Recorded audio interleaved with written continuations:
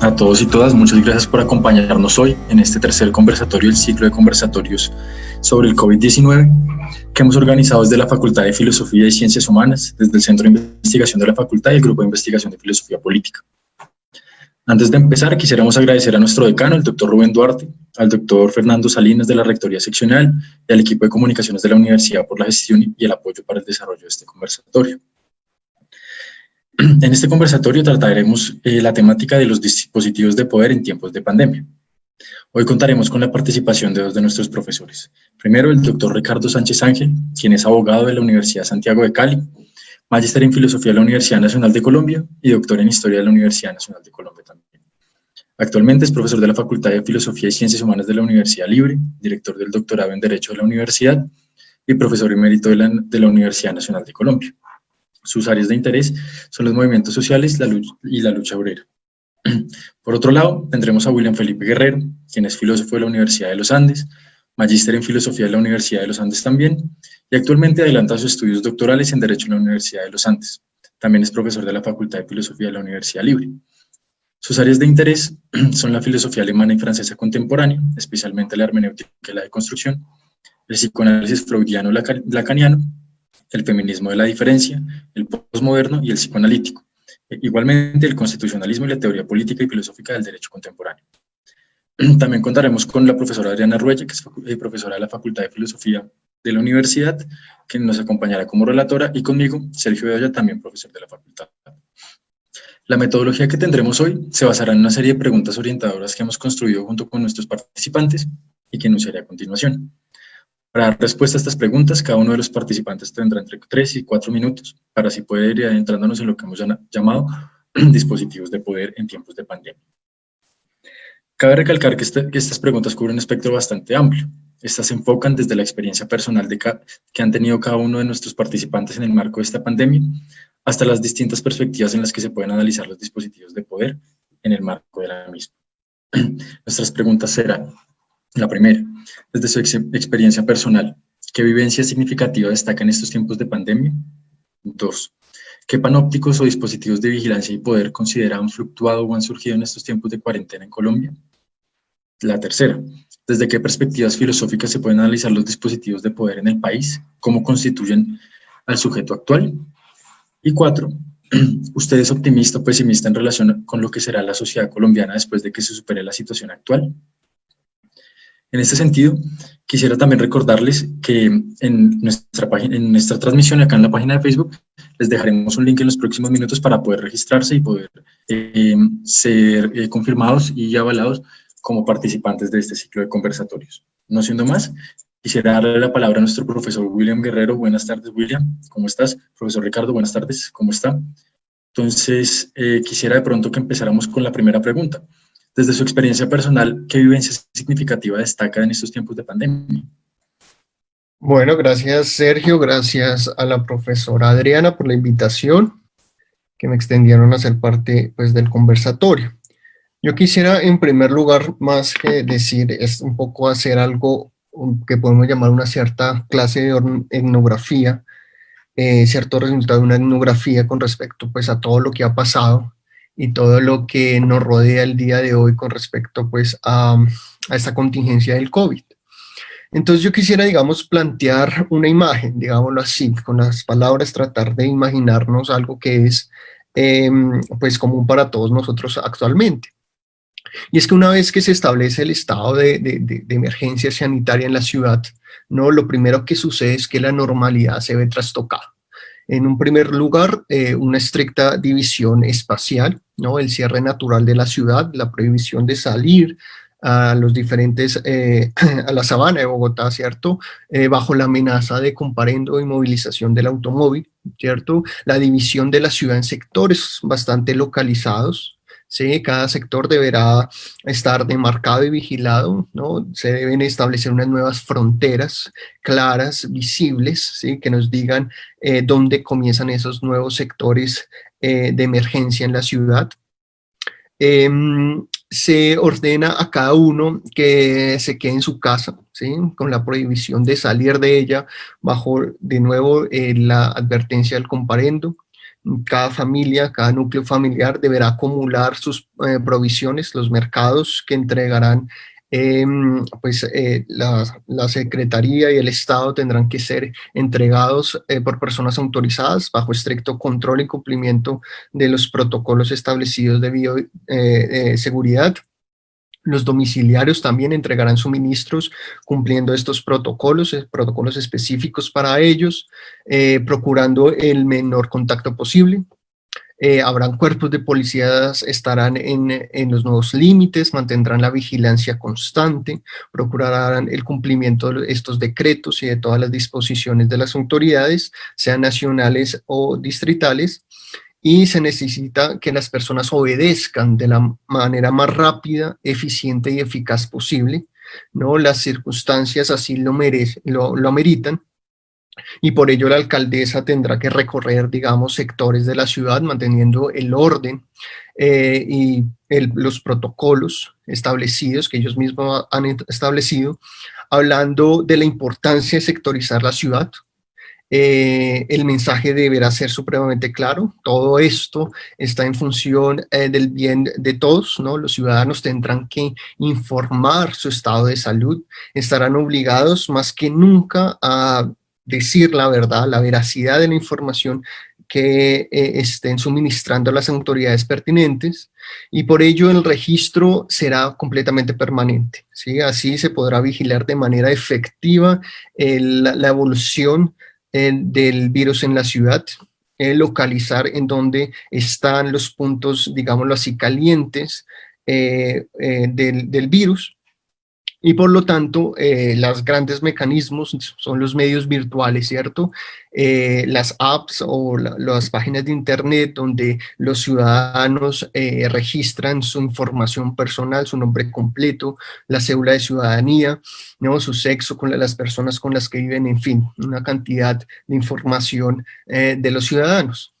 Entonces, ¿qué me interesa, digamos, resaltar de este panorama específico? Lo primero que quisiera señalar es que la ciudad en peste, como yo la llamo, para motivos que voy a tratar de explicar un poco mejor antes de COVID-19, me interesa la palabra peste, pues se vuelve un lugar cerrado, confinado, ¿no? Es lo que se llamaba confinamiento preventivo, es un espacio recortado, vigilado, registrado. La vida normal y civil de los individuos pues se reorganiza, se interrumpe y se reencamina, ¿no? La peste le es inherente a la sobresaturación del orden, prescribe a cada uno su lugar, a cada quien su cuerpo, a cada cual se le su enfermedad, su condición, su muerte.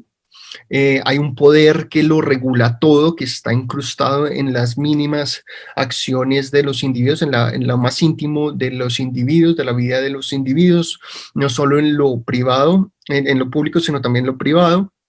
Y está lo que Foucault llamó con una manera muy interesante el sueño político de la peste, ¿no? Que esto es las divisiones estrictas, la penetración del orden y la ley hasta los más finos detalles de la existencia para garantizar la función capilar del poder, ¿no? El poder se alza, se presenta, se impone y adelanta y dirige una y otra vez todo y nos dice una y otra vez que repitamos, todo saldrá bien, todo será por nuestro bien, ¿no? Saldremos todos de esto, ¿no? La ciudad pestilente entonces se convierte en una articulación de dispositivos disciplinarios y de control, máquinas que producen el poder, sujetos e información, mecanismos y sujetos de información, servomecanismos, como yo los llamo, de poder que atraviesa el cuerpo y el goce de los individuos. Eso es lo que quisiera resaltar en un primer momento. Perfecto, William, muchas gracias. Profesor Ricardo, buenas tardes, ¿cómo está? ¿Cuál es su opinión? ¿Usted qué piensa sobre las vivencias o qué vivencias significativas destacan estos tiempos de pandemia? Nos interesa mucho su experiencia y más que todo pensando también en todo esto que usted ha trabajado recientemente sobre el adulto mayor, por ejemplo. ¿Cómo usted, digamos, analizaría esto?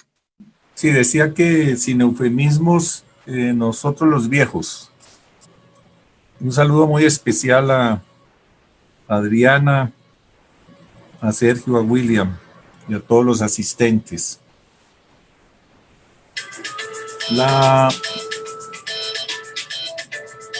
Una de las manifestaciones más específicas y aberrantes de ejercicio del poder en esta coyuntura de la pandemia del coronavirus es las disposiciones referidas a los viejos. En particular me interesó mucho ello porque padezco esa condición humana de ser ya viejo.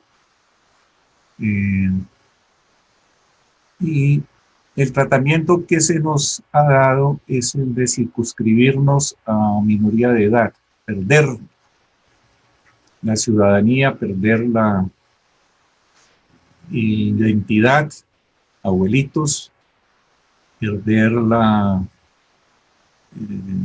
capacidad de autodeterminación. Y eso me hizo reflexionar sobre la importancia que tenía que los viejos nos rebeláramos. Afortunadamente, no es una reflexión única mía, sino que coincidió con otros colegas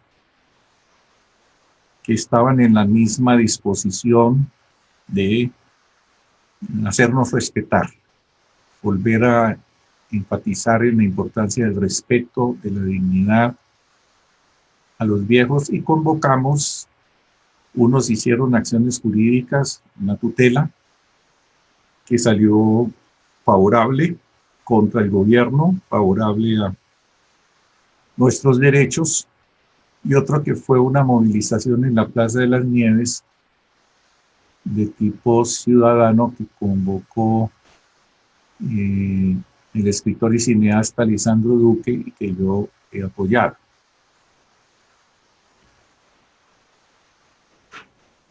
Mi pensamiento es que el estatuto asignado a los viejos es el mismo que a los niños, que a la infancia, es decir, de minoría de edad.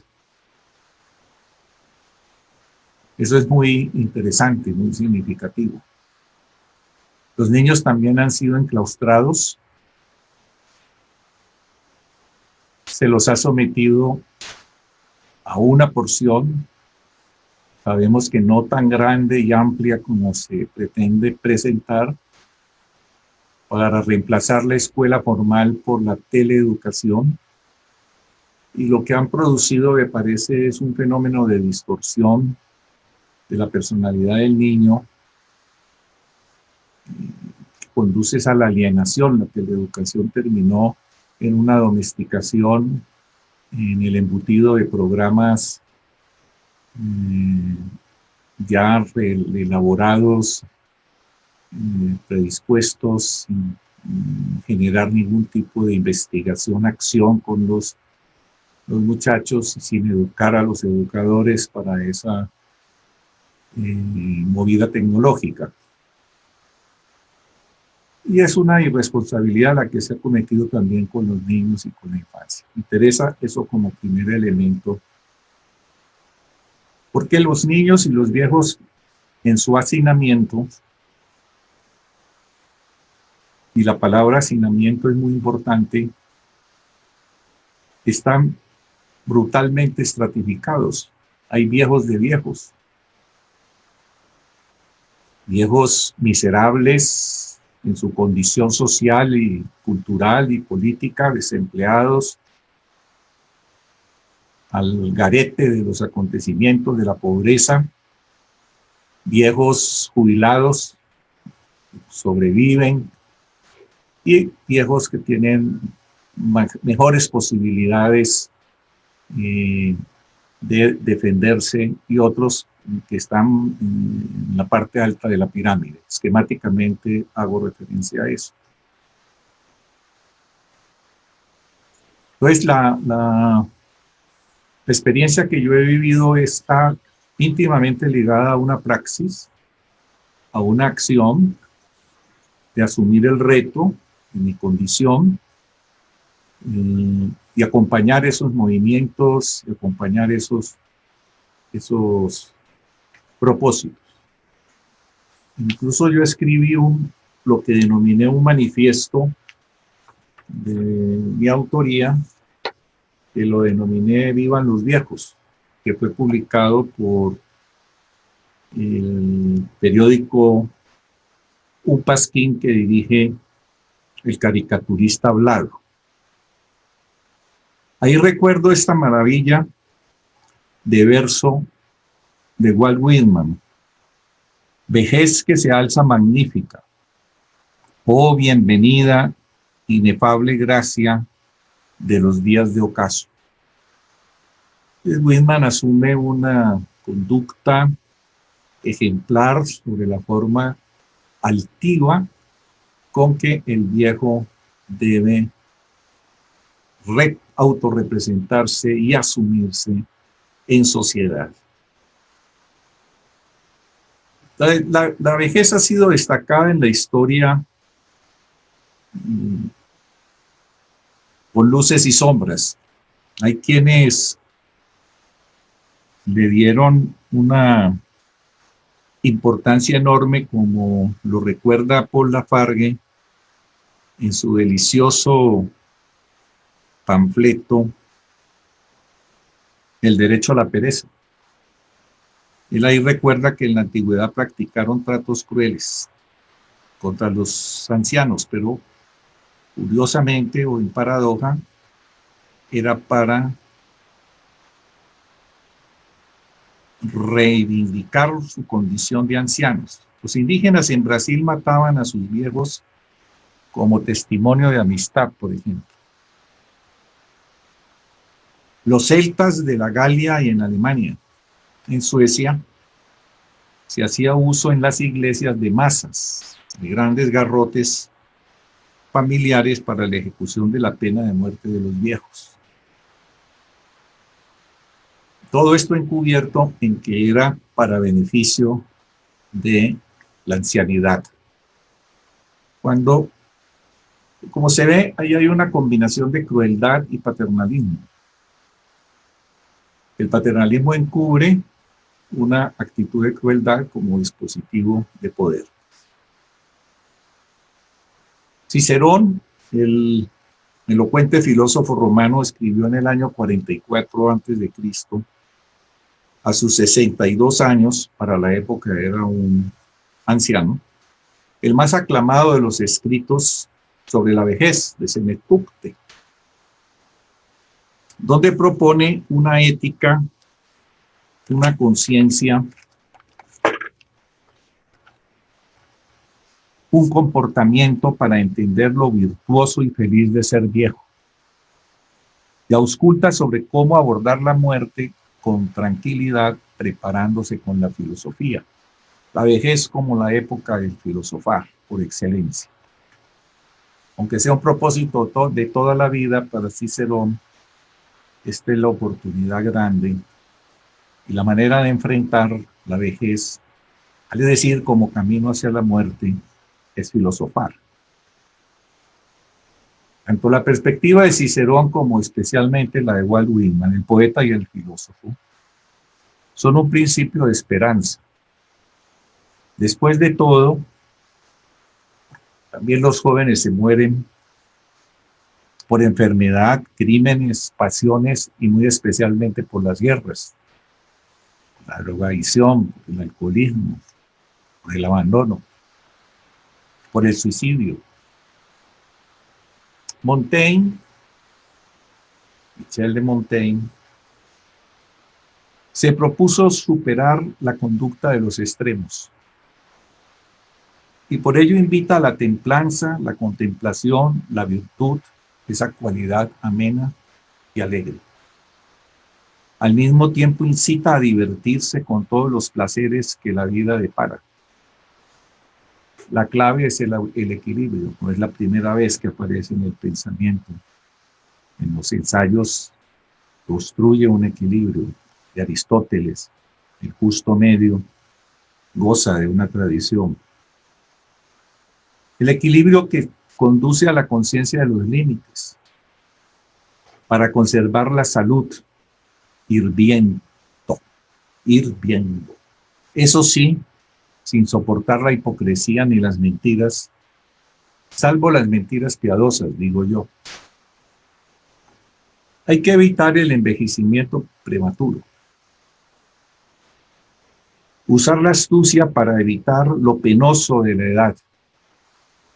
Vale esta afirmación del gran ensayista de Montaigne. Tiene la cordura sus excesos y no necesita menos de la moderación que la locura. Esa extraordinaria aforismo es el sumum del equilibrio. Hay que precisar que la vejez distingue entre hombres y mujeres. Ya al comenzar dije que distinguía entre pobres y ricos. Pero además, entre pobres negros, pobres indígenas y pobres, entre comillas, blancos, entre los que están completamente marginados y abandonados. Esos no tienen una alternativa para dedicarse a la filosofía, como podemos tener otros, o sin poder, cuando otros asumimos la importancia del filosofar para prepararnos.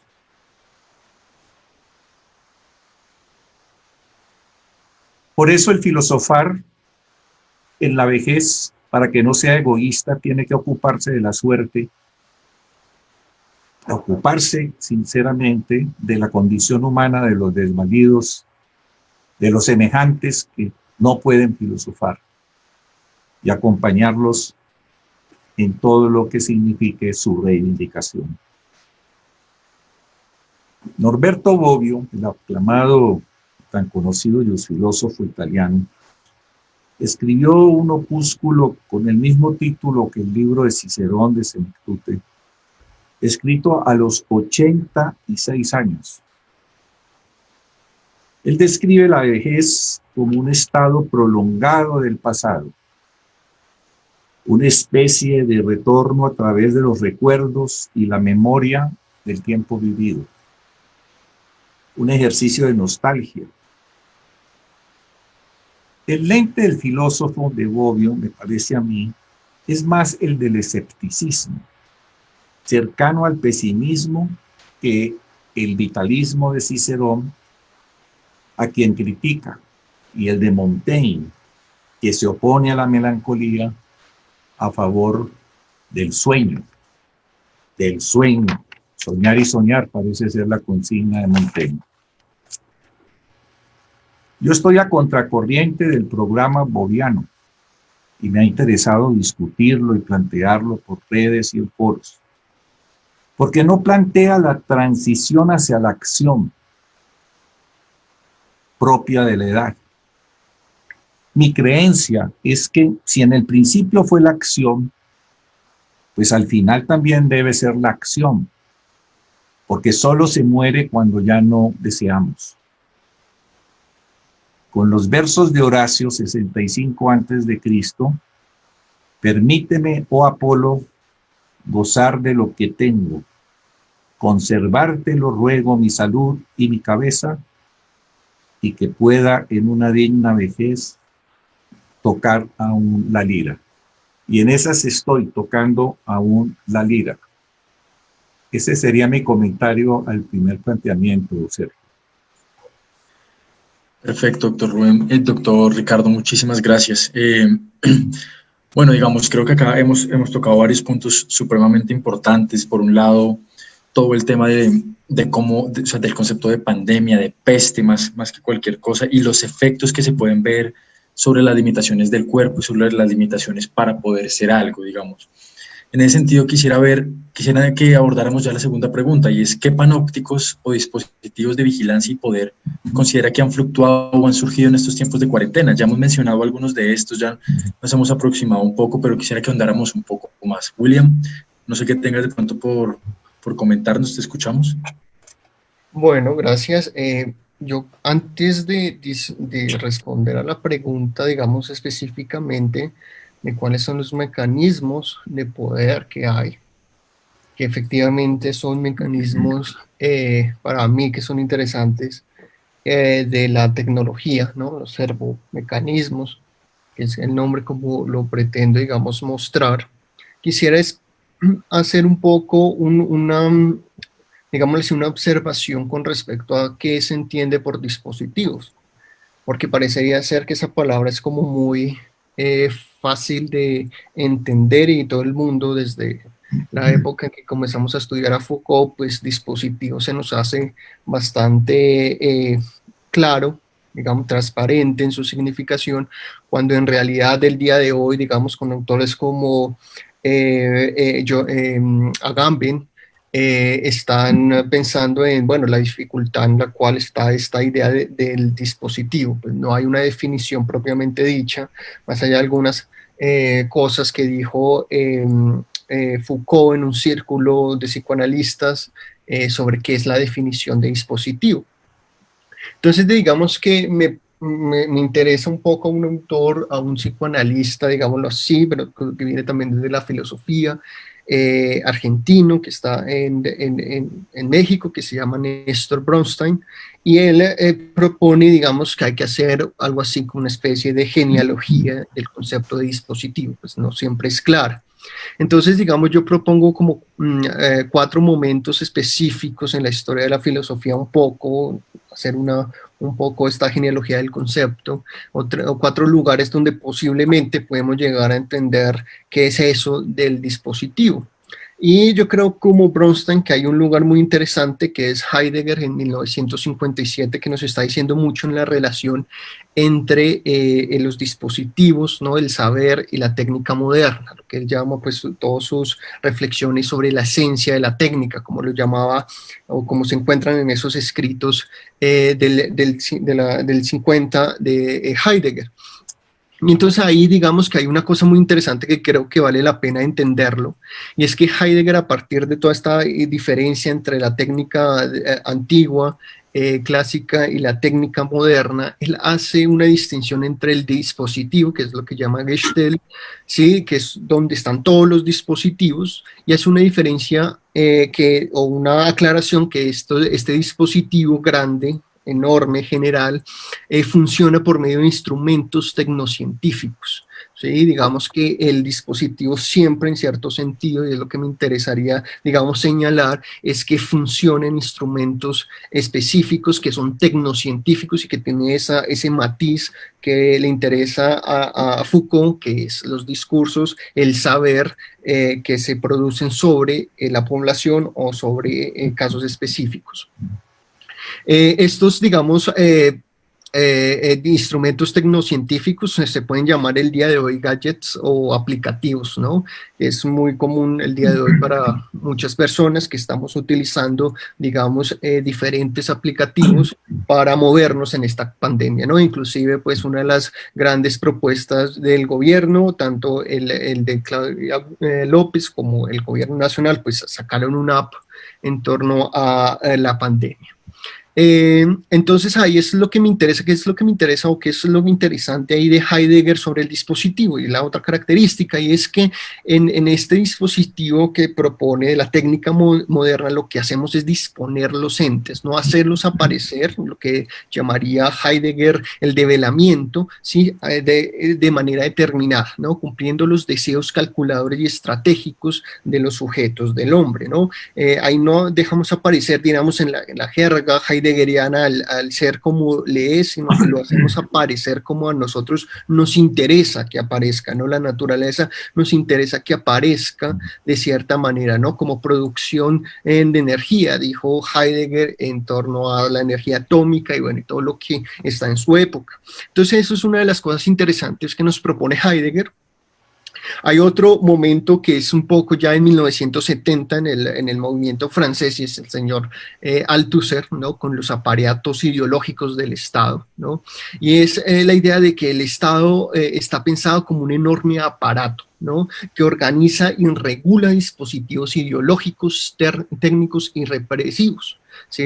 Estos dispositivos están al servicio siempre del ejercicio del poder para mostrarlo o ocultarlo dependiendo de su estrategia, ¿no? Lo que propiamente, digamos, en los términos heideggerianos sería esa aletheia, ¿no? El Estado es el que mira cómo debe aparecer las cosas, ¿sí? Y estos dispositivos son, dice propiamente Althusser, cierto número de realidades que se ofrece al observador inmediato bajo la forma de instituciones independientes y especializadas, ¿no? Y él da como unas realidades, o da una lista de realidades, ¿no? Las instituciones religiosas, escolares, familiares, jurídicas, políticas, sindicales y culturales, ¿no? Que digamos, esta lista está muy de la mano, uno podría, digamos, hacer el ejercicio de ver que propiamente Foucault también va a decir que son más o menos los dispositivos, ¿no? Jurídicos, familiares, escolares, religiosos, que les va a interesar a Foucault, que es el siguiente estadio de esta cadena. Ya en 1977, ¿no? Cuando él comienza a hablar en un círculo de lacanianos, ¿sí? Donde establece que los dispositivos, digamos que hay dos prácticas para entendernos, las epistémicas, discursivas y los dispositivos materiales que entregan el saber discursivo con las actividades no discursivas. Para Foucault efectivamente existen dispositivos disciplinarios, ¿no? Que tienen una forma arquitectónica, no su materialidad, que es propiamente la idea de ese panóptico de Beltrán y todo el problema de la prisión, ¿no? Del encierro, y también de la arquitectura en los internados. Y está estos dispositivos que también revelan, de nuevo ahí está, me parece Heidegger, ¿no? La verdad de los sujetos, ¿no? Hace aparecer a los sujetos en una cierta verdad como locos, criminales, los anormales, como es toda esta idea que nos hablará, pues, cualquier persona que haya leído a Foucault entiende muy bien esta preocupación por Foucault y la producción de sujetos. Entonces acá el dispositivo es un medio por el cual se domina el cuerpo, pero no solo el cuerpo, diría yo, sino también, ya ahí me meto un poco a lo que dirá mucho antes, unos 10 años antes, el señor Lacan, y es también el goce y el deseo de los sujetos, ¿no? Porque dijo Lacan de una manera muy específica que el cuerpo estaba para gozar, ¿no? En un discurso a los médicos dijo específicamente que es el cuerpo el lugar del goce. Y ese cuerpo donde se articula el saber, la verdad y el poder, ¿no? Ese es ese lugar que también le interesa mucho a Foucault, ¿no? El lugar del cuerpo, ese entramado de saber, verdad y de poder.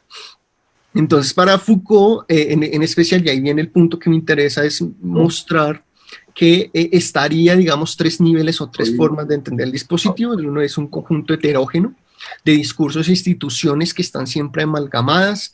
Hay una estrategia, ¿no? Y esa estrategia hay que buscar, que es el segundo momento del análisis del dispositivo de Foucault, ¿no? Esos juegos, esos cambios de posición, modificando las funciones y que puede variar constantemente dependiendo del poder en que se está ejerciendo, pero da una cosa que me parece muy interesante que nos ayuda a pensar hoy, ¿no? Y dice lo siguiente ahí en esa conferencia con los lacanianos, y dice que en tercer lugar le interesa el dispositivo, o interesa pensar el dispositivo como una especie de formación que tiene una función principal en un momento histórico determinado, la de responder a una urgencia, ¿no? Es interesante porque para Foucault los dispositivos siempre están atados a responder a una urgencia, y justamente pues el COVID-19 es una urgencia a la que tenemos que dar cuenta, y que digamos ahí comienzan no solo a crear nuevos dispositivos, digamos, de poder, que yo creo que ya existieron, la app digamos, el uso de las apps está masificado desde hace varios años, sino que comienzan a funcionar de ciertas maneras, ¿no? Se comienzan a ver una modificación, hay unos juegos distintos en los cuales los sujetos se van a relacionar con el poder a partir de los medios tecnológicos, que yo creo que es una de las grandes cosas interesantes que podemos ver en el día de hoy. Y por último está pues el señor Deleuze, que en el 88, después de la muerte de Foucault, pues él hace una relación interesante con el dispositivo, ¿cierto? Pero es interesante lo que dice Foucault, lo que dice Deleuze, que digamos él siempre tiene sus permisos interpretativos, donde nos dice que los dispositivos son máquinas de hacer ver y hacer hablar, ¿no? Los dispositivos es un organismo inestable, un entramado, dice la palabra que utiliza Deleuze, de líneas divergentes, sujetos a cambios impredecibles, con contornos difusos y variables con líneas de fuga, ¿no? Y bueno, aquí en el 2006 pues está el texto que hoy se conoce muy bien, que es el de Agamben, que muchos pues ahorita están discutiendo, que algo así que se llama como una omnipresencia del dispositivo llamaría yo, ¿no? Donde cualquier cosa, dice literalmente el señor Agamben, cualquier cosa que tenga el modo de la capacidad, que tenga de algún modo la capacidad de capturar, orientar, determinar, interceptar, moldear, controlar y asegurar los gestos, las conductas, las opiniones y los discursos de los seres vivientes. Digamos que eso son como una especie de genealogía. Ahora, ¿qué es lo que me parece interesante? Y es que justamente, digamos, actualmente yo creo que los grandes dispositivos de control o de poder están, digamos, en la producción y el establecimiento de información por medio de lo digital, ¿no? A partir de esa idea de que los sujetos nos convertimos en unos bytes, ¿cierto? Que está en unas bases de datos, que hacemos parte efectivamente, que nos digan nuestra información tanto de salud, como las personas que vivimos, personales, inclusive los gustos, que está justamente las apps mostrándonos, pues está muy pendiente de los gustos de las personas para poderles ofrecer, ¿sí? Lo que necesitan. Entonces, yo creo que en ese sentido los dispositivos o los servomecanismos actuales que funcionan en época de la pandemia tienen que ver con la cosa tecnológica, con eso que Heidegger en su momento nos dijo que eran esos objetos tecnocientíficos que utilizamos para nuestra vida, digamos, para desarrollar nuestra vida. Entonces yo creo que eso es lo que quisiera subrayar con respecto a esa segunda pregunta. Muchas gracias, William. Claro, creo que todo este recorrido histórico que usted nos ha presentado y las dificultades de enunciar lo que se puede entender por un dispositivo que es un dispositivo también nos lleva a otras preguntas, ¿no? Y es, por ejemplo, ¿cuáles pueden ser las implicaciones a nivel social del desarrollo, de la implementación de ciertos dispositivos? En ese sentido, por ejemplo, ¿cómo una pandemia puede desdibujar lo que está sucediendo, lo que ha sido oculto en el marco de lo que está de la historia, digamos, de un país como es Colombia? En esa línea quisiera de pronto que el profesor Ricardo nos cuente un poco desde su perspectiva sobre esta pregunta. Bueno, a mí me parece que la manera de abordar un tema como la pandemia, hay distintas avenidas, calles regias para abordarlo, pero es reconocer que la pandemia es un elemento concurrencial a una crisis de civilización que viene arrastrando la humanidad y el planeta. La pandemia no es el gran generador de todos los males, el enemigo al que hay que declararle la guerra por ser él el causante de todas las desventuras humanas, sino que cuando se instala la pandemia estamos en un momento de concurrencia de crisis que me gusta a mí llamarlo de enfermedad de la civilización, la crisis económica, la de la estructura y la de la coyuntura. Estábamos entrando a la recesión, si no estábamos ya instalados en una recesión económica. La pandemia lo que hace es agudizar, disparar más esa recesión, pero la recesión estaba en curso, en desarrollo. La crisis social que ahora afortunadamente se ha puesto en evidencia suma. Pobreza, miseria, discriminación, el racismo, el sexismo, las violencias de todo orden entrecruzadas, articuladas, pero también la crisis de la naturaleza, producto de los modelos de desarrollo del capitalismo. La naturaleza está sometida a un proceso de destrucción, no ahora, de tiempo atrás, pero que se va volviendo un elemento realmente de concurrencia de todas las crisis y que permite con tranquilidad, me parece a mí de conciencia, sin exagerar, decir que esa enfermedad de la civilización se llama la barbarie. Estamos en una época de barbarie.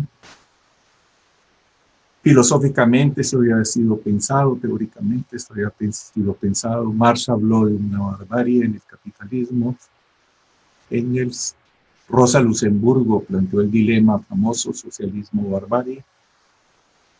Bueno, toda la reflexión de la escuela de Frankfurt y de los disidentes de Frankfurt, como Walter Benjamin, han planteado con claridad todo momento, monumento de progreso, todo momento de progreso es un momento de barbarie. Porque yo digo que hay que decir claramente que estamos en un momento de barbarie. Porque estamos al mismo tiempo en un momento de revolución científico-tecnológica extraordinariamente dinámico, la era de la inteligencia artificial, de la supremacía de la tecnología en el manejo de relaciones económicas, sociales, en gran escala. Y eso ha creado el espejismo, verdadera manipulación de masas, en la sociedad del espectáculo, de que con la tecnología vamos a superar los problemas de la pandemia y el conjunto de problemas sociales como los educativos, como los de la salud, como en fin, los del empleo y la propia salvación de la naturaleza. Entonces, pensar la época como una época de barbarie es una importante reflexión a que yo invito. Parece que es concurrencial, además las guerras continúan, las diásporas continúan pese a que nos ordenaron, nos disciplinaron, nos manipularon, crearon un gran dispositivo masivo a escala planetaria de miedo. El miedo, ustedes saben, es uno de los elementos constitutivos de las políticas totalitarias. Hannah Arendt es un referente de los muchos que existen. Entonces me interesa mucho invitar a pensar la época y el momento como una época de barbarie. Ahora bien, la pandemia no es una maldición divina, ni es algo que es inusitado. Toda la ideología al uso, lo dominante, lo que dicen los medios, la pandemia es muy inteligente, es algo para la cual no estábamos preparados. Discutamos. No estábamos preparados, pero sí hubiésemos podido estar preparados. La pandemia tiene éxito porque no hay un sistema de salud social, ni preventivo ni curativo, a vasta escala. Porque no hay un sistema internacional de cooperación de instituciones de salud y de estados en un programa que combata no solamente esta pandemia, sino las otras que son también devastadoras y que son concurrenciales a esta crisis. No es la única crisis de salud que existe, como lo muestran los estudios que se han ido publicando durante estos meses sobre el tema. La pandemia es concurrencial a esta definición de la enfermedad, que seguramente ha sido presentada en muchas partes. La enfermedad es natural. La pandemia, el coronavirus, es de origen natural y es misterioso, es un demonio, una cosa tremenda. Pues las pandemias, como todas las enfermedades, tienen un origen natural, pero encuentran un maridaje en lo sociocultural, en el ambiente, diría el pensamiento ecológico, en el ambiente. Cuando hay hambre hay más enfermedades, y enfermedades pandémicas. Cuando hay frío, cuando hay desalojo, cuando hay estrés sumo, cuando hay desempleo. La enfermedad no puede seguir siendo llamada como algo natural. Hay que desnaturalizar la enfermedad, concepto mismo de enfermedad. La enfermedad es natural y social, natural y cultural, y por ende biopolítica, porque esa enfermedad es inevitable a la naturaleza humana. Las enfermedades son inevitables, unas más graves, otras menos graves. Lo cierto es que con la definición biopolítica o de biopoder, la enfermedad puede ser evitada, disminuida, prevenida, curada, y bueno, las que se vuelven inevitables, causantes de muerte, vendrían a disminuir, y no lo que se produce en el contexto que estamos viviendo, como que toda enfermedad, la mayoría de las enfermedades pueden conducir directamente al deterioro e incluso a la muerte. Entonces se requiere un pensamiento crítico sobre la enfermedad, sobre la epistemología de la salud, y mostrar que la salud es ante todo un asunto público, común, que debe ser recuperado, y poner los biopoderes, recreando los biopoderes, para que se definan 3 elementos por lo menos fundamentales. Un sistema de salud público social a escala internacional, que privilegie todas las inversiones económicas hacia ello. Que no sea simplemente curativo, sino preventivo. Vale decir que parta de raíces profundas como la eliminación del hambre y de la pobreza, para eliminar las condiciones que generan y permiten el desarrollo de la enfermedad. ¿A quién está afectando el coronavirus? Todavía no tenemos los estudios bien detallados, estadísticos y socioeconómicos, pero los coronavirus están afectando hasta las gentes del común, de la calle. Y no pueden estar encerrados porque tienen que salir al rebusque, al trabajo. Entonces, esa es una clave que me parece a mí hay que profundizar. No pretendo dar cátedra por muchas razones, no es el caso que nos metamos a fondo en el tema, pero sí dejar enunciado el asunto de la pregunta por la enfermedad, la pregunta por la enfermedad. El carácter histórico de esa enfermedad es otro elemento complementario. Ahora no aparece el demonio del coronavirus. En la historia de la humanidad son varios momentos, y en la historia de Colombia varios momentos, en que han aparecido las pestes, las gripas arrasadoras como esta, porque esto es una modalidad de gripa después de todo, distintas manifestaciones colectivas de enfermedades de masas, enfermedades de contagio rápido, veloz, implacable. Hay una historicidad en cada uno, el estudio de cada uno de esos momentos la gripe española.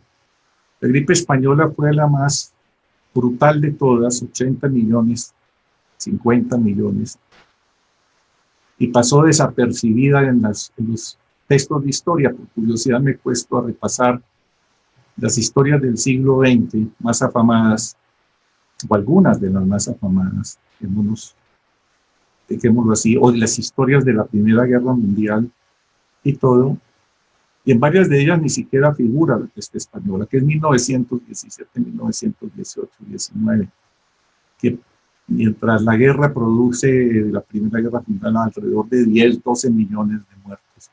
Estos son 50 millones. Y fue eliminado el pensamiento histórico. La humanidad mete al ostracismo y elimina y quita ese. ¿Por qué? Porque eso lleva a la pregunta, ¿por qué la gripe española? Y la gripe española es porque hubo Primera Guerra Mundial. Lo que crea las condiciones colectivas para semejante barbarie expansiva, pues es la Primera Guerra Mundial, que destruyó los hospitales, que destruyó las ciudades, los recursos humanos, financieros, que devaluó a la vida humana a su mínima expresión, la dejó reducida. Entonces, las pandemias, las pestes, como le gusta llamarlas a William, siempre tenemos, es una invitación, que pensarlas históricamente, como todos los elementos de lo social y de lo cultural. Tal vez me dejo para más tarde continuar con alguna otra clave, mi querido Sergio.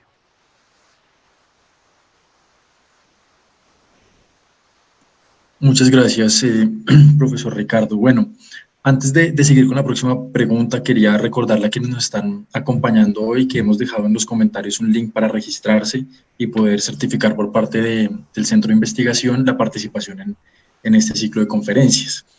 Relacionado a lo que nos decía el profesor Ricardo, creo que es importante también pensar el miedo y la tecnología, esta relación. También lo mencionaba William, por ejemplo, desde Heidegger, cómo se ha analizado esto, no es en vano también la idea de Deleuze, por ejemplo, o las aproximaciones que tuvo Deleuze, que tuvo Lacan sobre la relación y las implicaciones que tiene sobre el cuerpo. En ese sentido, quisiera de pronto que abordáramos la siguiente pregunta, y es, ¿desde qué perspectivas filosóficas se pueden analizar los dispositivos de poder en el país? ¿O cómo estos constituyen al sujeto actual?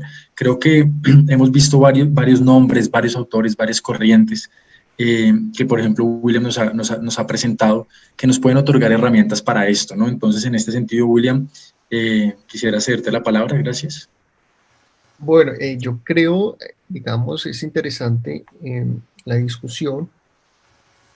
Yo creo que más que el día de hoy, efectivamente, por lo que todo está pasando, creo que no solo cómo analizar o desde qué punto analizar los dispositivos en el país, sino es global, ¿no? Hoy hablamos de una sociedad global, globalizada, mundializada, en fin, una serie de cosas de la globalización.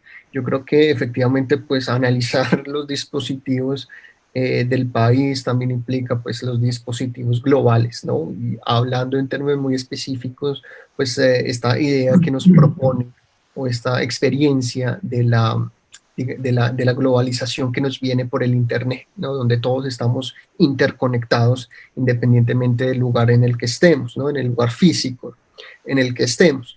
Entonces yo pensaría, y es interesante porque escuchando un poco al profesor Ricardo me surgió una cosa bien interesante y que se une un poco a lo que quisiera decir muy puntualmente, y es, bueno, a mí me interesa esa idea de la crisis, ¿no? ¿Qué pasa? ¿No? Pues, se dice estamos en un momento de crisis, me interesa más hacerle énfasis ahí que el de barbarie, aunque el barbarie están, crisis y barbarie me parece que están conectados, pero bueno, no vamos a entrar, digamos, en tanta matización del asunto, pero hoy decimos estamos en una crisis, en la crisis del capitalismo, en la crisis del neoliberalismo, en fin, en una serie de cosas que, pues bueno, la filosofía que haría ahí, ¿no? Para analizar un poco qué es lo que hace el filósofo, si analiza o no dispositivos de poder, que es justamente pues ahí hacia donde se dirige un poco, me parece, la pregunta. Y pues alguien hace un par de semanas me preguntaba, bueno, ¿y qué hace el filósofo en tiempos de crisis, ¿no? En tiempos de crisis del COVID-19? Yo pues decía pues lo mismo que ha hecho el filósofo desde siempre, ¿no? Yo creo que si uno se pone a leer la filosofía de manera histórica, se da cuenta que desde Sócrates, ¿cierto? Pues la filosofía siempre ha nacido o ha estado inmersa en una crisis. Valdría la pena es preguntarse qué es lo que se está entendiendo en los diferentes momentos históricos por crisis, ¿no? Que creo que sería una labor interesante. Ahora bien, yo creo que cómo analizar, digamos, los dispositivos, ¿no? Yo creo que primero hay que distinguir muy rápidamente, digamos, tres tipos de sociedades, que es lo que le interesa a Foucault. Foucault habla de dos tipos de sociedades y Deleuze hablaría de una tercera, ¿sí? Como sabemos un poco, los que hemos leído medianamente a Foucault, entendemos que para él hay una sociedad clásica de la soberanía, ¿no? Donde hay una autoridad, hay una fuente de leyes, ¿no? Aquel que se establecen sujetos que son súbditos para obedecer, ¿no? Eso es lo que llama en historia de la sexualidad al final, pues el derecho de espada, ¿no? Y en esta sociedad utilizan máquinas simples, ¿no? La rueda, la polea, los relojes, es decir, toda sociedad en cierto sentido está estructurada a partir de la tecnología, ¿no? Siempre el que pueda hacer un análisis un poco más histórico y sobre la civilización, pues entendemos que cada civilización tiene una tecnología específica, ¿no? El fuego, la rueda, ¿cierto? En el uso del reloj, la imprenta, ¿cierto? Que fueron momentos revolucionarios, ¿no? Que es lo que un poco me parece estaba señalando el profesor Ricardo, ¿no? Estamos en un momento donde comienzan a surgir nuevas tecnologías y por eso podemos llamarlo en cierto sentido una revolución. Hay una segunda, que es la que le interesa, una segunda sociedad, según Foucault, que se llama esa sociedad disciplinaria, donde comienza a inventar esta idea de lo normal, de lo patológico, ¿cierto? En el que busca vigilar, disciplinar a los cuerpos, a la vida de los sujetos, ahí donde nace el problema para Foucault de la biopolítica, ¿cierto? Se mete en la vida de los sujetos, ¿no? Se inventa esa idea de la población, ¿no? La población que está en riesgo, más en riesgo, ¿no? Entonces están las personas mayores de 70 años, pues ya no se les llaman adultos, sino se les llama abuelitos, en fin, entonces se les comienza a categorizar con una verdad, ¿no? Esa es la verdad de las personas mayores, ¿cierto? Que ahorita están en riesgo, son personas en riesgo, son personas que tenemos que cuidar todos, que están todos, digámoslo así, protegiéndolos de todo esto que está pasando, como si no fuesen personas adultas y que fuesen también responsables, digamos, como debe ser cualquiera. Entonces ahí es donde Foucault comienza a hablar del panóptico, ¿no? Donde hay una reorganización del espacio, del tiempo, de la productividad, ¿no? Es el capitalismo como tal, la fábrica, la familia, ¿no? Los internados, ¿no?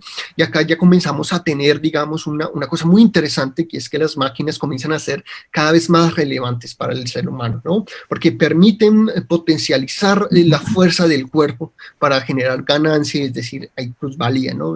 Se vuelve necesaria esa idea de las máquinas, ¿no? Que yo creo que también está un poco en Marx lo dijo muy bien en El Capital, ahí cuando habla de las máquinas, del paso de lo artesanal a las máquinas, creo que hay que volver otra vez el día de hoy, me parece, es un lugar donde uno puede comenzar a pensar todo esto que está sucediendo.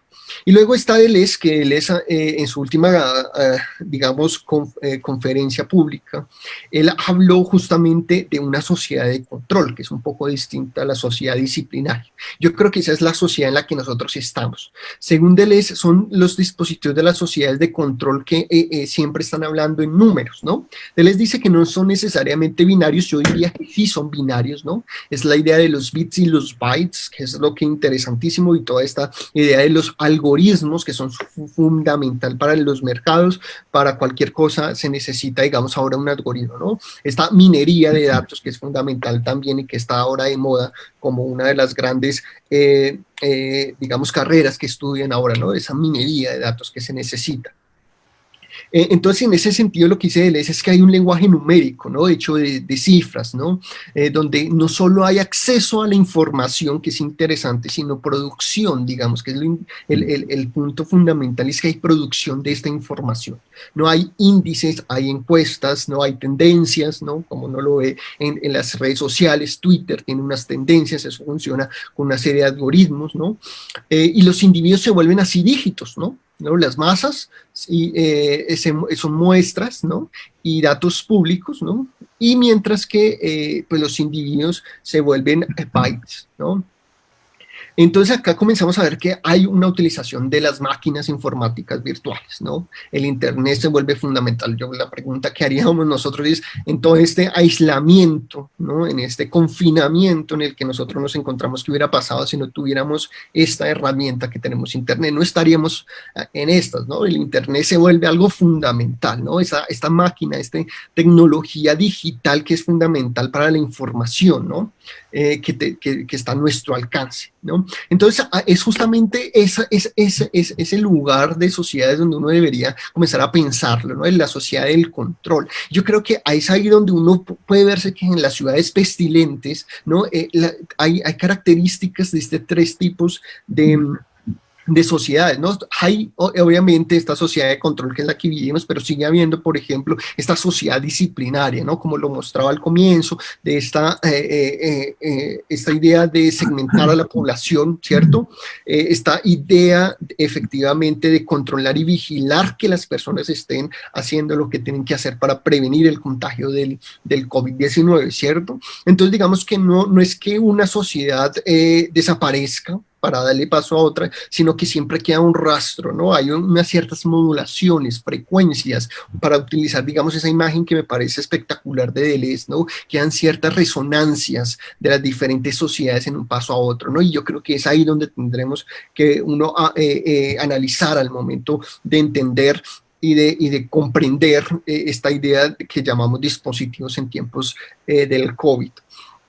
Y eso justamente me lleva a decir un poco que yo, digamos, entiendo esa idea del miedo, pero yo creo que en las sociedades de control y en las sociedades actuales, yo creo que lo que sucede más bien es un acento fundamental más que en el miedo, en la esperanza, digamos, en la esperanza de que todo lo podemos, la satisfacción posible, la mayor satisfacción posible, pues efectivamente puede pasar en la sociedad, ¿cierto? Es una idea que, digamos, Lacan estuvo pensando mucho. Es una cosa que él llamará los discursos, ¿no? Es una cosa muy compleja, ¿no? Pero él llama, digamos, que hay una cosa que se llama el discurso del capitalista y el discurso pestilente, que es propiamente el discurso de estas sociedades, digamos, utilizando un poco el andamiaje que utiliza Bronstein, la idea de esta sociedad de control, ¿no? Es ese discurso pestilente que en cierto sentido llegó a ver con cierto, me parece así, agudeza, Lacan al final de su trabajo. Y es el discurso que es del capitalista en donde nace, dice Lacan, y es que está más en que si el discurso del amo clásico es al cual el amo no podía satisfacer sus necesidades porque tenía que satisfacerlas en virtud del esclavo, ¿no? Es lo que, del amo, perdón, ¿no? Estaba una renuncia, dice Lacan, una renuncia pulsional en cierto sentido del esclavo en pro de la satisfacción plena del amo. En la sociedad capitalista lo que sucede es que está lo contrario, ¿no? Se dice efectivamente cómo acceder al goce, cómo poder satisfacer eso que nosotros llamamos deseos, ¿no? Y es ahí donde justamente el capitalista entra, dice Lacan. Lacan dice, es ahí donde está el significado, el significante amo, en términos lacanianos, es el lugar donde nos dirigimos todos, ¿no? Nosotros queremos satisfacer nuestras necesidades en esta sociedad, ¿no? Y entonces uno viene aquí a la pregunta es, ¿estos deseos y estas necesidades siguen siendo las mismas en tiempos de COVID?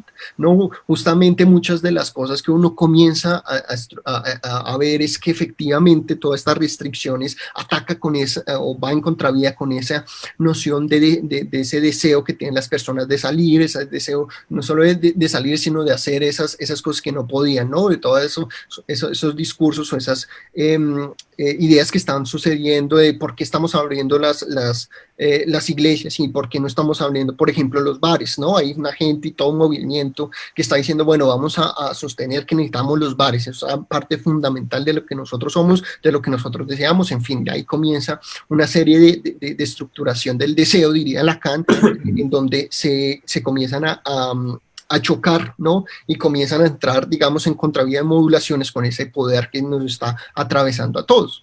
Y justamente, ¿cuál es el discurso de la pestilente? Y con esto termino, y es esta idea que ya se nos vuelve, de que se vuelve siempre el deseo ya se puede satisfacer porque existe un aplicativo, hay una mercancía para el deseo, ¿cierto? Ahí está la idea fundamental de Lacan, que le parece que este discurso dice literalmente es perfecto, pero al ser tan perfecto está a punto de explotar. ¿Sí? De explotar, porque se configura a sí mismo y se está consumiendo tanto que en algún momento, dijo Lacan, pues va a explotar, ¿no? Y yo creo que ahí es donde comienza la crisis y todo esto que nosotros estamos viviendo. ¿Por qué razón? Porque para Lacan ahí está la idea en que el discurso de los mercados se ha puesto en el lugar, digámoslo así, donde está la idea de gozar, el imperativo del goce, que es del superyo, dice Lacan, ¿no? Que dice, todos sujetos estamos en virtud de goza, ¿sí? Y es ahí donde el mercado le dice a los sujetos, listo, tú quieres, ¿no? Tú quieres gozar, bueno, acá yo te tengo las diferentes mercancías, que dime cuál es la que más se adecua a eso que tú quieres gozar, ¿no? Y entonces ahí está el intercambio de información, y siempre va a haber, digamos así, una app, como lo vemos ahorita, puede ser Twitter, puede ser Tinder, lo que sea, ¿sí? Están ahí siempre, dependiendo de lo que uno quiere y lo que uno desea, ahí hay justamente una aplicación que nos ayuda, digamos, a acceder a esa satisfacción plena que todos queremos en este sentido. Entonces yo creo que es ahí donde está el peligro, porque ahí es donde comienzan a surgir, digamos, los mecanismos, los dispositivos, los servomecanismos que nos permitan decir nuestro satisfacción está a un clic, ¿cierto? Está siempre y cuando tengas una tarjeta de crédito o tú puedas hacer una transacción, ¿no? Por PayPal o por donde sea, ahí está, ¿no? Tú puedes acceder a ello, tú puedes acceder al propio objeto de deseo que te satisfaga plenamente. Yo creo que ahí eso es lo que genera el control, ¿no? En los sujetos, y dice Lacan, es cuando los sujetos se les da la posibilidad o la esperanza de satisfacer plenamente sus deseos, pues van a obedecer de manera más calmada y de mejor manera. Entonces yo eso lo que diría con respecto a esa pregunta. Perfecto, William, muchas gracias. Creo que has abordado grandes puntos, digamos, del pensamiento francés y esa mezcla entre filosofía y psicoanálisis que es muy clave, creo yo, para poder, digamos, pensarnos este momento. Pero también creo que una sociedad de control nos trae algo, ¿no? Y es algo que, por ejemplo, enunciaba la Escuela de Frankfurt, en especial Adorno y Marcuse, más que todo, sobre lo que tiene que ver el criterio de utilidad, ¿no? El criterio de utilidad en estos tiempos es algo que se ve pensado no solo a través del deseo, sino a través de la utilidad mercantil, que es útil para cierto sector o para otros sectores. En ese sentido, no sé, doctor Ricardo, ¿qué piensa usted al respecto? O sea, ¿desde qué perspectiva se pueden analizar los dispositivos de poder en el país en este momento? Bueno, sí, para retomar el hilo de lo que he reflexionado, pedagógicamente déjenme construir la pareja pandemia, cuarentena, enfermedad, encierro. Pero esto no es novedad, así ha sido siempre desde la noche de los tiempos, desde la primera pandemia registrada, que es la de Justiniano, en la Roma antigua. ¿Y qué es entonces la cuarentena, si ya hemos hecho una exploración de cómo pensar la enfermedad? La cuarentena es la separación y el control de los cuerpos. Eso es la cuarentena, el encierro. Pero el rediseño de la espacialidad y la movilidad.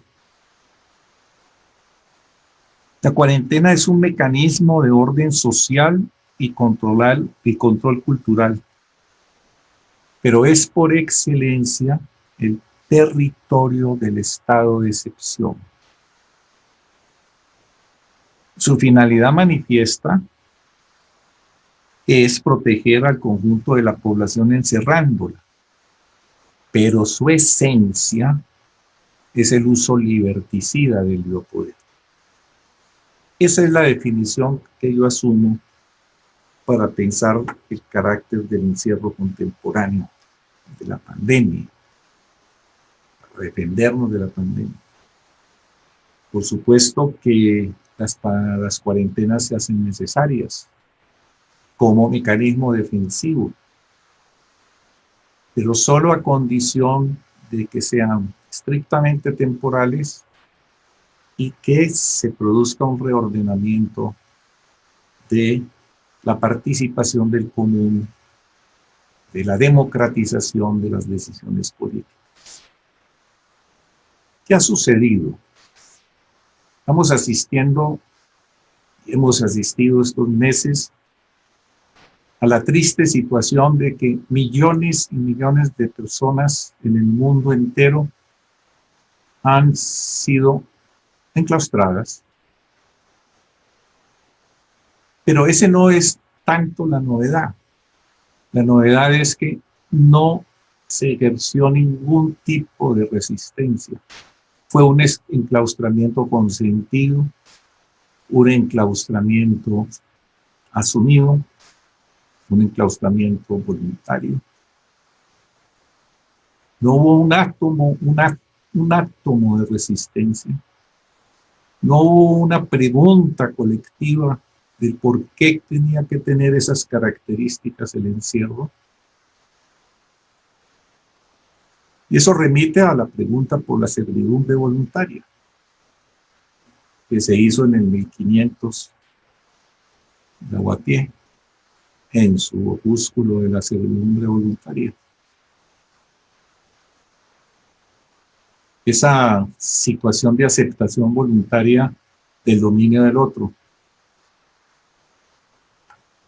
¿Por qué nos encerramos? Yo creo que sin lugar a dudas por el miedo. Aceptamos ese dispositivo por el miedo. Porque la pandemia se construyó como un gran y poderoso artefacto de miedo. Se generó un pánico.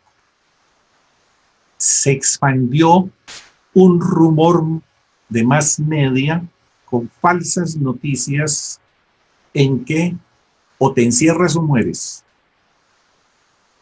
O te encierras o desapareces. Además, eres responsable, te vuelves cómplice de la pandemia. Y eso funcionó eficazmente. Pero la cuarentena, al igual que la pandemia, hablé de un maridaje o dos caras de una misma moneda o una presentación binaria del tema, cuarentena y pandemia,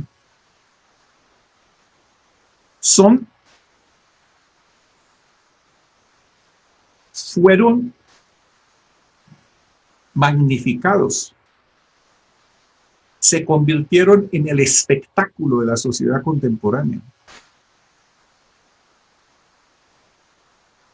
Y fue la gran cobertura que se ha utilizado durante estos meses para imponer la política liberticida y una política de ajuste social brutal sobre el conjunto de los trabajadores a nivel mundial. En Colombia, eso es clarísimo. ¿Para qué han utilizado el encierro? Para producir una política de pánico y miedo y al mismo tiempo, acompañando ello, un dispositivo de medidas, de decretos y reglamentos de utilización de los recursos públicos, una expropiación privada de los recursos públicos al servicio del gran capital financiero. El 70% de los recursos han ido a parar a las grandes bancas y corporaciones financieras. Eso no hubiera sido posible con el encierro y con el estado de espectáculo de la pandemia, con la capitulación del Congreso y el abandono de sus funciones, con la domesticación de la Corte Constitucional, su complicidad manifiesta con el pretexto de las demoras para pronunciarse sobre esos decretos en los términos en que la crisis lo exigía y lo sigue exigiendo.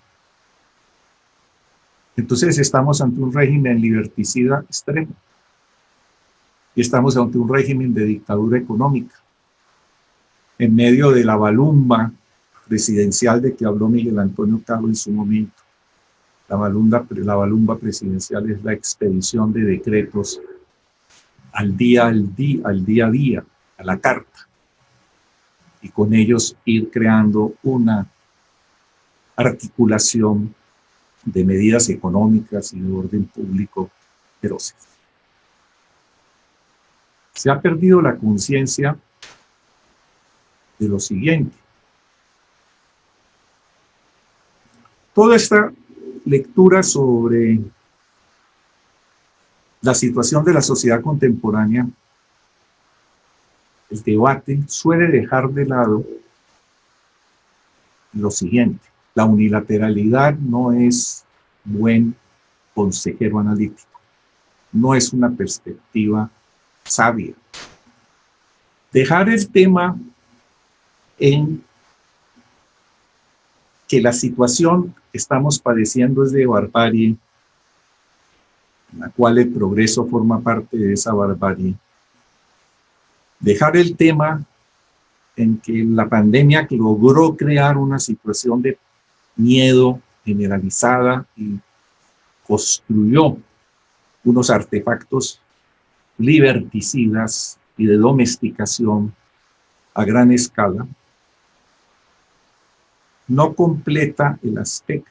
El aspecto es que es 2019, para colocar la fecha afortunada, conoció en el mundo y en América Latina en especial, en Colombia en particular, una inmensa movilización desde abajo contra el modelo neoliberal y contra los modelos bonapartistas de ejercicio del autoritarismo.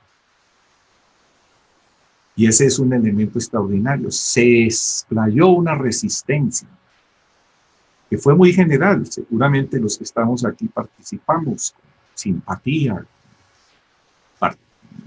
elementos de comprensión, de análisis, de apoyo a esa vasta movilización que se dio, que fue muy fuerte en Haití, que fue muy fuerte en Chile, que fue muy fuerte en Colombia y en otros países de la región.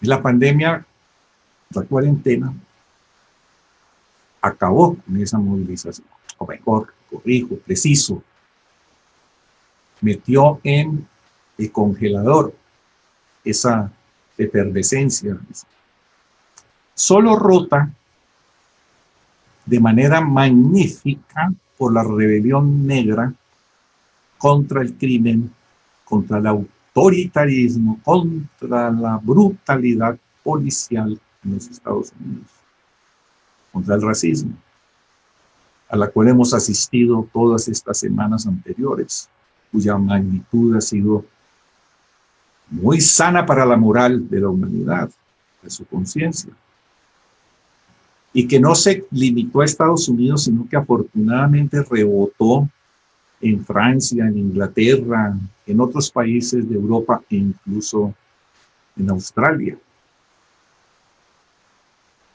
Es decir, un rasgo importante de la situación es que no ha desaparecido como un elemento constitutivo de la sociedad y de la cultura la lucha contradictoria entre los oprimidos y los opresores, entre los privilegiados y los desvalidos, entre los explotados y los explotadores. La gran rebelión carcelaria que hubo en Colombia, en pleno periodo de pandemia, es eso, una rebelión.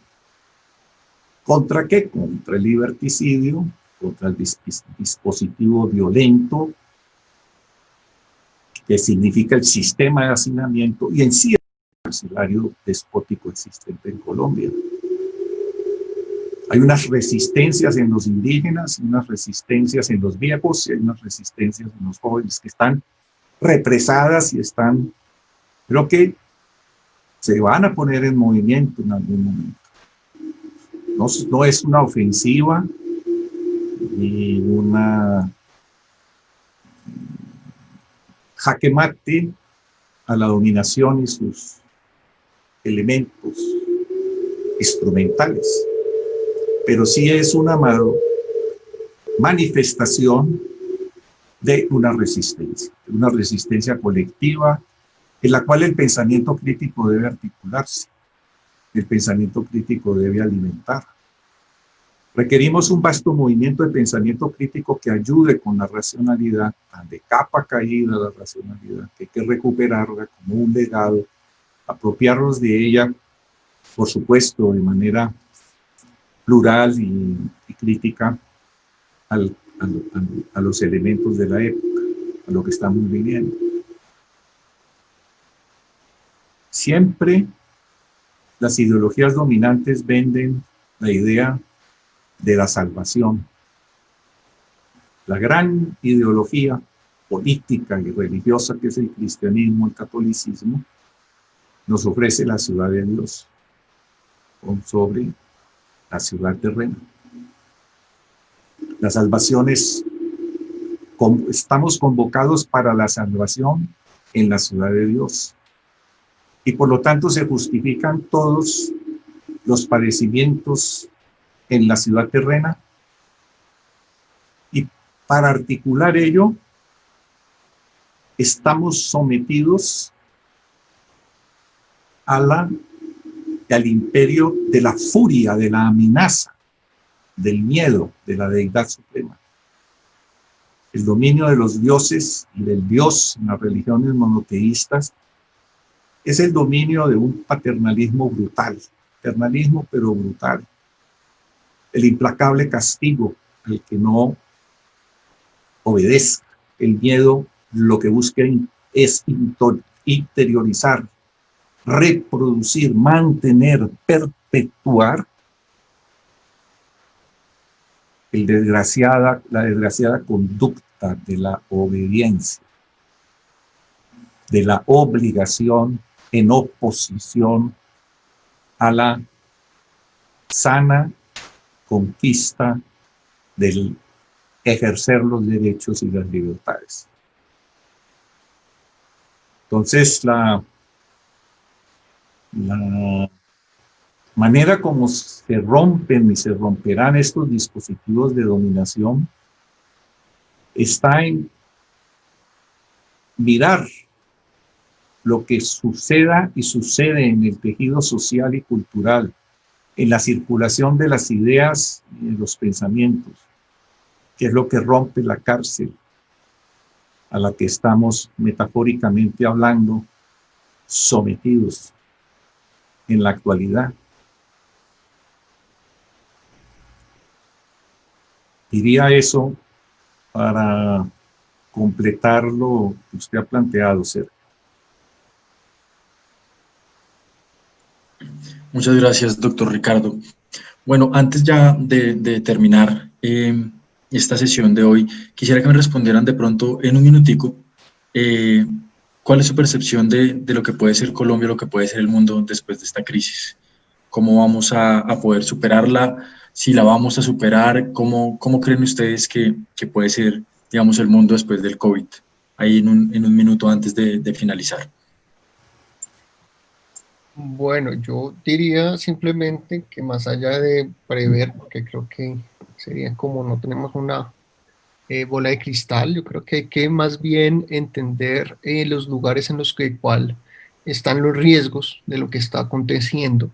Y yo creo que más que ver qué es lo que va a pasar, deberíamos prever esos lugares donde seguramente más adelante van a surgir esos riesgos y va a generar ciertas acciones que pues no podemos prever, pero que tenemos que estar al menos al tantos de dónde surgen, cuándo surgen y cómo surgen. Yo creo que eso es lo que diría, lo que muy del espíritu heideggeriano hay que hacer cuando él habla de la técnica, ¿no? Que no se trata de establecer que esto es un invento del diablo y acá vamos hacia un apocalipsis, sino es más bien es atender a esos lugares en los cuales está el peligro. Yo creo que pues efectivamente la sociedad va a cambiar, efectivamente yo creo que vamos a salir, cómo vamos a salir, qué es lo que va a suceder después, pues eso ya va más allá de mis capacidades, pero yo creo que hay que es atender a los riesgos, yo creo que diría eso. Perfecto, William, muchas gracias. Doctor Ricardo, en un minutico, ¿qué piensa usted? Tal como están las tendencias realmente existentes en la economía, en la sociedad, en la cultura, en el poder, en el movimiento de lo común, de lo público, de los trabajadores, la tendencia es hacia peor.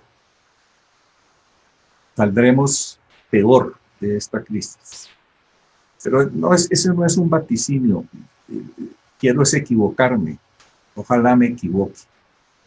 Y William tenga razón, ¿no? Y entonces le haré públicamente el reconocimiento de mi error y sobre todo mi reconocimiento de su acierto.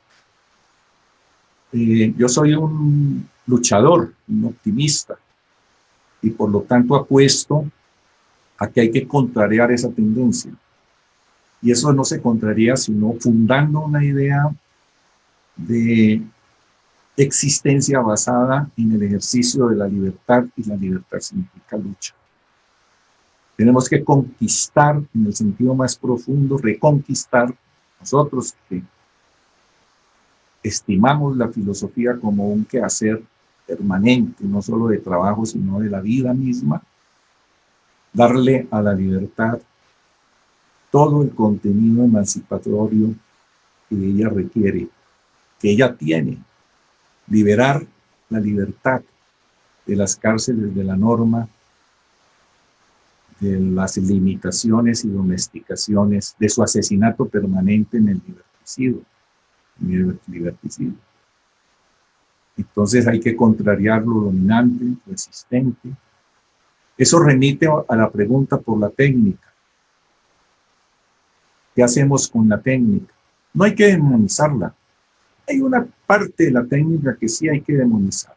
Las reflexiones de Husserl, de Heidegger, de Marcuse, sobre la técnica, me parece tienen una limitación grande. Es que no ofrecen una perspectiva analítica amplia y sostenida sobre lo que significa las técnicas al servicio de la destrucción humana directa, física y brutal. La respuesta de Adorno es la respuesta del pesimismo. Después de Auschwitz no hay nada que hacer. No se puede escribir poesía. Finalizó, por así decirlo, toda idea de progreso y toda idea de ser una idea filosófica de protesta profunda y de indignación de Adorno. Así habría que tomarla para buscarle una benevolencia de expresión. Pero el dispositivo militar, la gran industria, el complejo militar de producción de armas químicas, de producción de armas nucleares, que es una empresa inmensa de acumulación capitalista en el mundo, es un tipo de tecnología y es un tipo de emprendimiento científico que hay que repudiar y satanizar. Pero hay otro, distingamos, decía Aristóteles, distingamos, hay otros que son dispositivos que pueden ser apropiados y reelaborados, que están al servicio, desafortunado, del poder y de la ganancia privada. En el caso que nos ocupa de la pandemia, los grandes fármacos, las grandes empresas farmacéuticas, Hay ya una polémica abierta en la literatura científica sobre la manipulación de las revistas científicas de Lancet y otras, que son las que dan a conocer los descubrimientos científicos, cómo manipulan esos informes para obligar a los pronunciamientos de la Organización Mundial de la Salud en un sentido para determinar el uso de los presupuestos públicos y de las inversiones a lo que ellos consideran es la medicina como mercancía, en esa ecuación de médico-cliente que suplanta al médico-paciente, esa reafirmación de la salud como negocio o mercancía, pues que hay que eliminar. Mire, la discusión, aquí se dice la ciencia. A mi colega, el profesor Wasserman de la Universidad Nacional y a otros de menor rango, dicen que la ciencia está contra la charlatanería. Pero yo nunca le he oído al profesor Wasserman enfrentar el robo de la ciencia y la expropiación de la ciencia por las grandes farmacéuticas, por las grandes compañías multinacionales que manipulan y se enriquecen con el uso de la ciencia.